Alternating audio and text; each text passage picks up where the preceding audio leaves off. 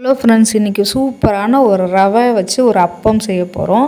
ரொம்ப சூப்பராக இருக்கும். இதுக்கு ஒரு கப் ரவை, கட்டி தயிர், கொஞ்சம் தண்ணி ஊற்றி கொஞ்சம் நேரம் கலந்து மூடி வச்சுருங்க 10 நிமிஷம். அதுக்கப்புறம் அதை மிக்ஸி ஜாரில் போட்டு கொஞ்சம் தண்ணி கலந்து அரைச்சிருங்க. இப்போ ஒரு கடாயை வச்சுட்டு எண்ணெய் ஊற்றிட்டு கடுகு, உளுத்தம்பருப்பு, கடலைப்பருப்பு, கருவேப்பிலை, வெங்காயம், பச்சை மிளகாய் இதெல்லாம் போட்டு நல்லா வதக்கிடுங்க. நல்லா ஃப்ரை பண்ணிடுங்க. அதோடு சேர்த்து நம்ம இப்போ இதை ஃப்ரை பண்ணி இந்த மாவோடு சேர்த்து நம்ம கலந்துக்கலாம்.